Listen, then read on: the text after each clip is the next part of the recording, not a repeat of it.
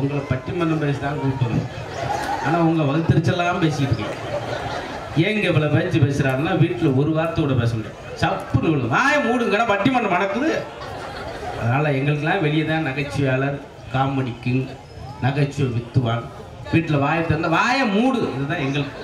அதான் பாவன் இன்னைக்கு ஆசைப்பட்டு இத்தனை பேர் கேட்குறாங்களேன்னு பேசுகிறேன். ஆமாம். ஏங்க பொண்டாட்டினா என்னங்க அர்த்தம்? பொண்டாட்டினா என்னங்கவா? ஆமாம், பொண்டாட்டினா பொண்டாட்டி தான் சார். இல்லைங்க, தமிழை நேசிக்கக்கூடிய இடத்துல தமிழ் விளக்கம் கொடுக்குற நடுவர். ஆமாம், கொழுந்தியா சொல்லி போயிருங்க, அப்புறம் தமிழ் விளக்கம் வர கொடுங்க. பொண்டாட்டினா ஆம்பளை ஆட்டி வைக்கிறாடே, அங்கேயே போனேன், அவளையே பார்த்தேன், ஆட்டி வைக்கிறாள், அதுதாங்க பொண்டாட்டி. ஏன் மச்சிருச்சுன்னு பேர் வச்சாங்க தெரியுங்களா? அவதான் இனிச்சு இனிச்சு பேசுவா. வாங்கத்தான், வாங்க மாமா, வாங்கத்தான் இனிச்சு. இதில் தான் இந்த ஜோக்கில் உங்களுக்கு 350 ரூபா பிடிக்கப்படும். ஏங்க வாழ்க்கையில் போராட சொல்றேன், 350 ரூபா சேர்த்துட்டாங்க நடுவர். போய் நீங்கள் தான் எங்களுக்கு 2000 ரூபா கொடுக்குற மாதிரி ஆகும் போல தெரியுது. நடுவர்களே, நான்லாம் தூங்கிட்டு இருப்பேன், என் பொண்டாட்டி என்ன எப்படி எழுப்பாப்புல கவிதை பேசி எழுப்புவோம். ஐயா நீங்க கேளுங்க, படுத்திருப்பேன், பக்கத்தில் வருவான். காலையும் நீயே, மாலையும் நீ, இரவும் நீயே, பகலும் நீயே, விடிஞ்சு போச்சு எந்திரி நாயம்பா. கல்யாணம் புதுசுல அது ஏதோ அவார்டு வாங்கின மாதிரி பெருமையாக பேசி ஒன்றில் கல்யாணம் செய்ய முன்னாடி பார்த்தீங்க, என்னை பார்த்து கேட்பா, ஏங்க தோசை ஊற்றுவா, ஏங்க தோசை ஊற்றுவா, ஏங்க தோசை ஊற்றுவா. இப்போ கேட்குறான், யோ தோசை ஊற்றுவா, யோ தோசை ஊற்றுவாங்கிறாங்க. அதை நீங்கள் வெளியே சொல்லிட்டீங்க, நிறைய பேர் சொல்ல முடியாம இருக்கான். கிச்சன்லேருந்து 4 வயசு போய் அழுதுகிட்டே வரான். அப்பா கண்ணீர், ஏன்டா அழுகிற? அம்மா அடிச்சிருச்சுப்பா. அழக்கூடாதா? நான் என்னைக்கு அழுதுருக்கேனடா? ஏன்னா அவர் வந்து வாங்கிட்டு இருக்காரு. பாருங்க, கீபோர்டு கார் அற்புதமா இருக்காரு சார். குறுக்கு சித்து வாசிக்கலாம், ஓப்பனிங் போலாமா? அப்படி சொன்னா பண்ணிப்பா, அதுக்கு அற்புதமா இருக்காரு. குறுக்கு சிறுத்தையிலேயும் ஒரு பாட்டுங்க, கல்யாணம் புதுசுல என் பொண்டாட்டி பார்த்து பாடினேன். அந்த ஒரு நாள் அதிர்ச்சி அந்த அதிர்ச்சி உண்டு பண்றாரு. நீங்க பாராட்டுறீங்க, ஆனா இந்த பாட்டை என் பொண்டாட்டி நினைச்சு நான் எழுதியிருக்கேன். எல்லாமே உங்க பொண்டாட்டி நினைச்சா எத்தனை தான் இப்படி. விஜய் டிவி கலக்க போகுது யாரும் இந்த பாட்டை பாடினாங்க. அன்னைக்கு கலக்கு பேருக்கு வந்தாரு, அதோட நாங்க அதை முடிச்சிட்டோம். இப்ப பாருங்க, ஜனங்க இன்னும் உற்சாகமா கைதிடுவாங்க பாருங்க. அதே கைதில் கொடுக்குறீங்களா? குறுக்கு சிறுத்தவளே, என் குடும்பத்தை கெடுத்தவளே, எங்க அம்மா திங்கு சோத்துல மண்ணாளி போட்டவளே, எங்க அப்பங்கிட்ட கையை நீட்டி சொத்தத்தானே கேட்டவளே. அங்க ஒரு ஐயா வாயை பார்த்துட்டு சிரிக்கிறாரு பார்த்தீங்களா? பலிச்சிருக்கல வந்துருக்கும். இதெல்லாம் கேட்டோமா, நாங்க கேட்டோமா சார்? அவர் எப்படி வேணாலும், அதுக்கு தான் அவர் கூப்பிட்டு வந்திருக்கு. இந்த மாதிரி பெரியவங்களா வந்து இந்த இடத்துல இருந்து கேட்கும்போது எங்களை மாதிரி சிறியவர்களுக்கு அவர்கள் கொடுக்குற பெரிய வாழ்த்துக்கள். அதை நாங்கள் பெருமையாக நினைக்கிறோம். அவங்க வயசுக்கு அவங்க பார்க்காத மேடையா. பாரியாரை பார்த்துருப்பாங்க, மாவோ சுப்பிரமணி மாபோசியை பார்த்துருப்பாங்க, இந்த ஏரியாவில் குன்றக்குடி அடிகளாரை பார்த்துருப்பாங்க. புனிதமான மேடை. அதான் சொல்லியிருக்கேன். ஐயா வேதநாயகம், சதாசிவம் அவர்கள் எத்தனை பேர் பார்த்துருப்பாங்க. வாரியாரெல்லாம் மேடையில் எப்படி பேசுவாங்க, சுவைப்பட கூட்ட ரேசா, அப்படி ரேசா நெளிஞ்சிச்சுன்னா நகைச்சுவை பின்னி எடுத்துருவாங்க. திடீர்னு மேடைக்கு வருவாங்க, கேள்வி வைப்பார், பரிசு கொடுப்பார், புத்தகம் கொடுப்பார், யார் வேணாலும் கேள்வி வைக்கலாம். பேசிக்கிட்டே ஒரு மேடைக்கு வந்து, ஐயா நான் ஒரு மளிகை கடை வச்சிருக்கேன், மளிகை கடை நல்லா வெற்றிகரமாக போகணும்னா விநாயகர் படம் மாட்டலாமா, இல்லை சிவன் படம் மாட்டலாமா, முருகன் படம் மாட்டலாமா? அதுக்கு வாரியார் பதில் சொல்ல, நீ என்ன படத்தை வேணாலும் மாட்டிக்க, ஆனா கலப்படம் பண்ணி மாட்டிக்கிறாத, போயிட்டு வாங்க. கோயில திரும்பி பார்க்குற கடை 2 உடச்சு போட்டு போயிட்டேன். பேசுறேன் சார், வேற எங்க அண்ணா அப்பா பேச்ச கேட்காமல அவங்க இருந்திருப்பாங்க. 5 மணி நேரம் 6 மணி நேரம் பேசுறாங்க, கூட்டம் அப்படி இருக்குமே. 6 மணி நேரத்துல ஒரு 15 இடம் பொடி போடுவார். யாருக்கா தெரியுமா? பேசிக்கிட்டு போடுவார். அதான் அறிஞர் அண்ணா. பொடிட்டப்பா சின்னதாக தான் இருக்கும். நம்ம ஊர்ல பொடி போடுறோன்னு பார்த்துட்டீங்களா? அன்னைக்கு சிவாசியில் ஒருத்தர் பொடிட்டப்பா எடுத்துட்டு மூக்குல வச்சு உரிருந்து அப்படின்னா டப்பா மூக்குக்குள்ள போயிடுச்சு. அந்த மாதிரி கிடையாது, அவர் டப்பா எடுத்துக்கிறாரு, பொடி போற பாருங்க. ஆம்பளைக்கு அழகே இந்த மீசதானியா, அவ்வளவுதான், ஒரு செகண்ட். எவ்வளவு ஒரு ஆழமான செய்தியை சொல்லியிருக்கேன். நீங்க யாருக்கோ சொல்ற மாதிரி எங்களை அனாதியா போட்டுட்டு எதுக்கு நிகழ்ச்சிக்கு வந்த மாதிரி அற்புதமா ரசிக்கிறாங்க நடுவர்.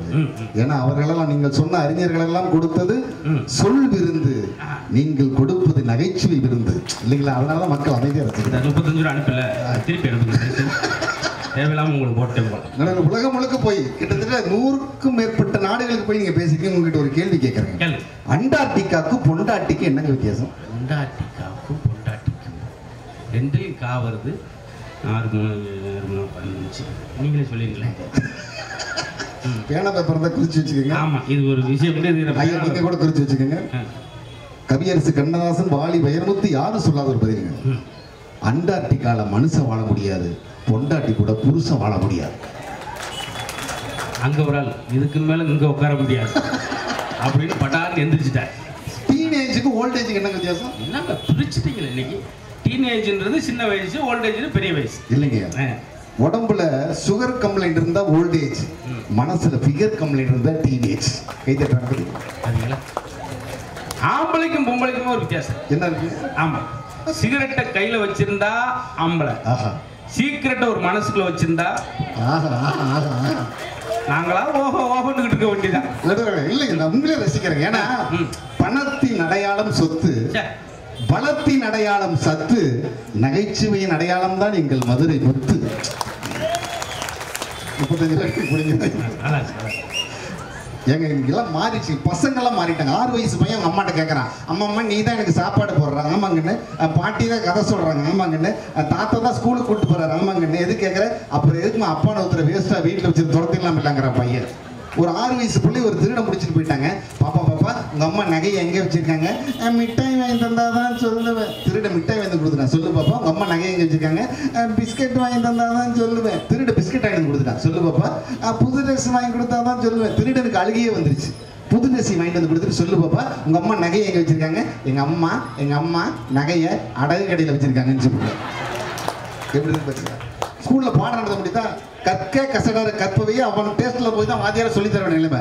கற்க கசடர கற்பவை கற்றபின் உன்னை ஹெட் மாஸ்டர் தடி எடுத்து தகிட தகிட தகிட தகிட தகிட தகிட தகிட ஒண்ணு இல்லைங்க. இந்த ஆட்டோகிராஃப்னு ஒரு படம் பார்த்துருப்பீங்க. அந்த படத்து பாட்டை உள்டா பண்றாங்க.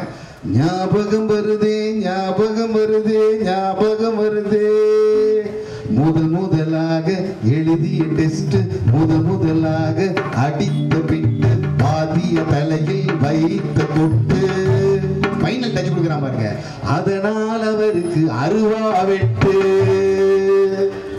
எப்படி ரசிக்கிறான் பாத்தீங்களா? இப்படி எல்லாம் இருந்தா பசங்க பார்த்தா நிம்மதி வருவாங்க. ஒண்ணு இல்லைங்க, ஒரு பையன் 10வது ஃபெயில் ஆயிட்டான். இந்த ரிதம் மட்டும் பார்த்தா சார் இதனடியா சார் சாரி காப்பி குடிக்கிற பண்ணிட்டேன். இந்த ரிதம் உங்க கைத்தட்டல். நான் ஏன் உங்களை தெரியுங்களா அடிக்கடி கைத்தட்ட சொல்றேன்?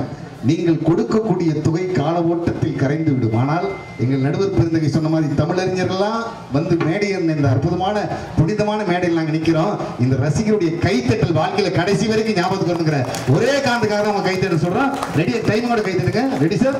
சும் சும் சும் சக் சக் சக் சும் சும் சும் சக் சக் சக். மார்ச் மாசம் பெயிலான பையன் ஆடு மேய்க்கத்தாடு. சும் சும் சும் பாட்டை கூட பாடுங்க பரவாயில்ல. அந்த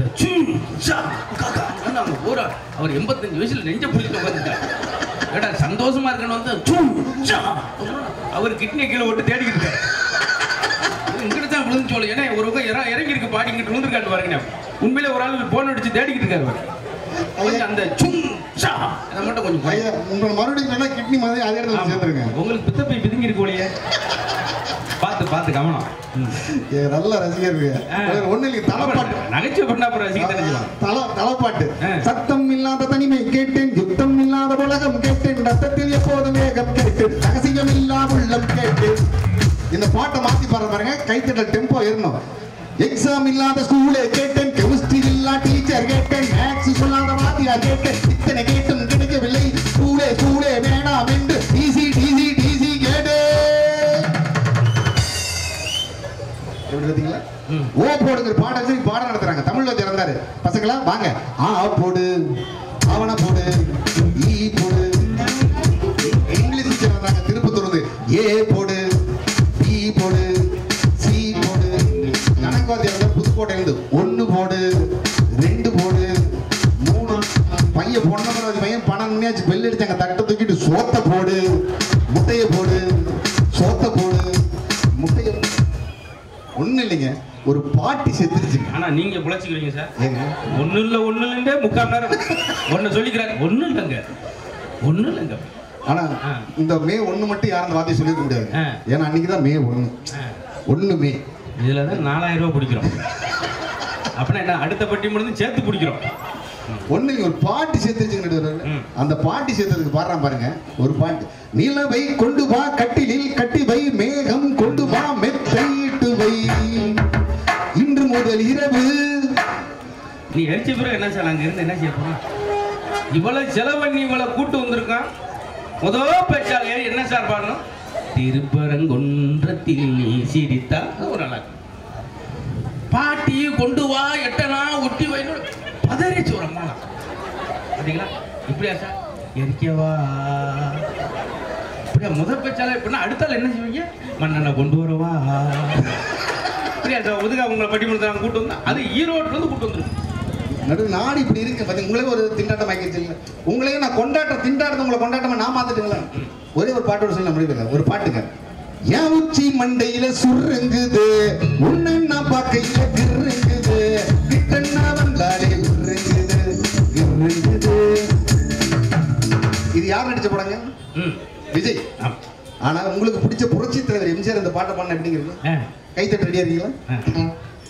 உச்சி மண்டையில் சுருங்குது சச்சச்சா, உன்ன பாக்கையில் விருங்குது சச்சச்சா, கிட்ட வந்தாலே விருங்குது, அவருக்கு டருங்குது, அவருக்கு கிருங்குது. கைத்தட்டு அப்பதான் 350 மறுபடியும் அனுப்புவாரு. அன்று வந்ததும் இதே நிலா சச்சச்சா, இன்று வந்ததும் இதே நிலா சச்சச்சா, இருவ கண்ணுக்கும் ஒரே நிலா, அதுதானே முத்து நிலா, அதுதானே முத்து நிலா. இதே பாட்டை ஜெமினி சாவித்திரி சைக்கிள் குறைச்சு கொண்டு வராரு. எப்படிங்களா? உச்சி மண்டையில் தரார சுருங்குது தரார், கிட்ட வந்தாலே விருங்குது, கிட்ட கிட்ட வந்தாலே விருங்குது, நல்ல வேலைக்கு பிபி சீனிவாசன் கேட்டு வச்சுக்க, அவருக்கு பிபி வந்திருக்கும். இப்படிதான் இப்படி போராட்டத்தோட இருக்கிறது யாருமே இருக்கிற நேரம் இல்லைங்கிறதுனால நான் முடிச்சு இந்த போராட்டத்தை கொஞ்சம் பதிவு செய்திருக்கிறேன். தமிழை ஆராதிக்கின்ற ஒரு திருக்கூட்டம், வாங்கிய பட்டத்தை பெட்டிக்குள்ளும் வாடிய முகத்தை தாடிக்குள்ளும் வைத்திருக்கும் பட்டதாரிகள், வாழ்க்கையில் அடி பட்டதாரிகள் இன்னும் போராடி கொண்டிருக்கிறார்கள் என்பதே. இளைஞர்களே, நாட்டின் இதய துடிப்புகளே, உங்களுடைய கைவீச்சில் தான் நாட்டின் உயிர் மூச்சு இருக்கிறது. கூணிவிட்ட பாரதத்தை நிமிர்த்து வந்திருக்கும் முதுகெலும்புகளே, இறந்தவன் வாயில் கூட அரிசியை போடுகின்ற இந்த உலகம் இருப்பவன் வாயில் மண்ணை போடுகிறது. என்ன நியாயம் என்று மாற்றத்தை கேட்கின்ற இந்த நிகழ்வாக, அதுவரையில் வாழ்க்கையில் எப்பொழுது எல்லோருக்கும் விடியல் கிடைக்கிறதோ அதுவரை வாழ்க்கை திண்டாட்டமே திண்டாட்டமே என்ற இந்த மேடையில் பதிவு செய்து அற்புதமான வாய்ப்பை தந்த விழா குழுவினருக்கும் நடுவர்களுக்கும் நன்றி கூறி விடைபெறுகின்றேன். நன்றி, வணக்கம்.